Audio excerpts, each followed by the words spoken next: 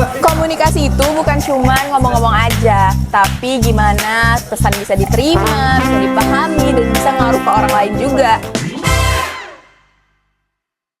Nah, di video ini kita bakal bahas 15 teori komunikasi yang relatable di dunia nyata. Cocok banget buat kalian yang kuliah komunikasi atau content creator atau sekedar pengen tahu tentang dunia sekitar aja. So, check it out! Nah, di teori pertama ini kita punya teori komunikasi linear. Jadi, teori komunikasi linear ini dikembangkan oleh Shannon Weaver. Di teori komunikasi linear ini, komunikasi itu dilihat kayak proses satu arah aja. Jadi, cuma berjalan satu arah. Yaitu ada pengirimnya, ada pesan, dan juga ada penerimanya. Contohnya itu kayak radio.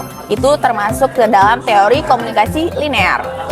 Nah, jadi yang kedua ada teori interaksional. Jadi teori interaksional ini adalah teori yang melakukan komunikasi dua arah, yaitu ada feedbacknya dibanding dengan teori komunikasi linear sebelumnya. Di teori interaksional ini, penerima dan juga pengirimnya itu bisa saling berkomunikasi.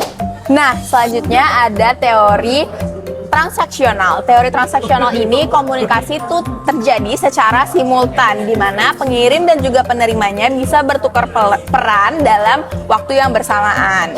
Selanjutnya ada teori agenda setting. Jadi agenda setting ini adalah teori yang menjelaskan kayak media tuh cuman ngasih lihat apa yang mau mereka tunjukin aja. Jadi udah di setting dulu sebelumnya.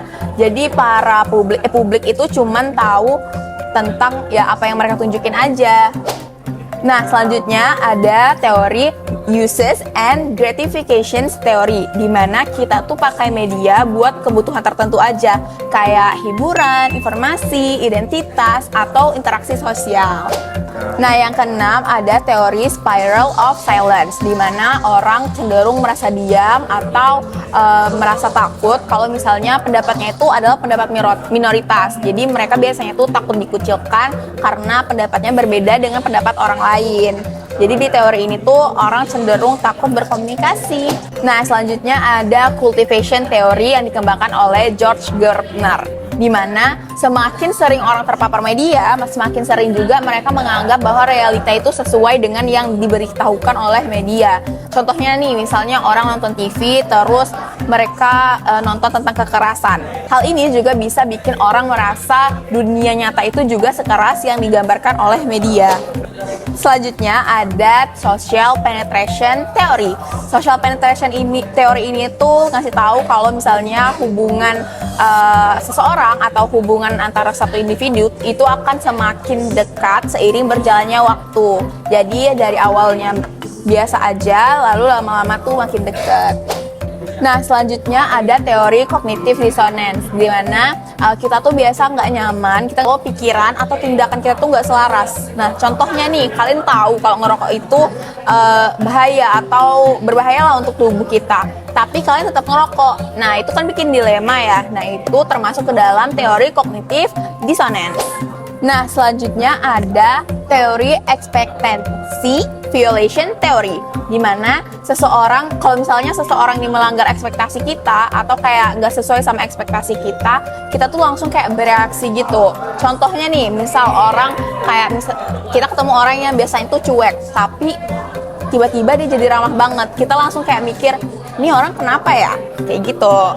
Nah, selanjutnya ada teori uncertainty reduction theory, di mana saat kita bertemu orang baru, biasanya kita akan coba cari informasi buat ngurangin ketidakpastian kita.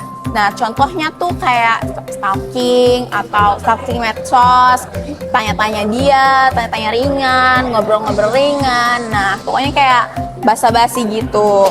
Nah, yang ke-12 ada muted group theory, di mana biasa tuh kelompok minoritas, terutama perempuan, itu seringkali merasa dibisukan atau diberhentikan saat berbicara dalam budaya komunikasi yang didominasi oleh laki-laki atau ya kelompok mayoritas. Jadi biasanya hal ini dialami oleh perempuan. Nah, lanjut ke teori selanjutnya yaitu symbolic interactionism, di mana symbolic interactionism ini biasanya makna yang dibentuk dalam bentuk simbolik yang memberikan interaksi. Misalnya nih, kata rumah itu tiap orang tuh akan beda-beda penafsirannya. Ada yang bilang rumah itu sebuah bangunan, ada yang bilang juga rumah itu misalnya sebuah kenangan.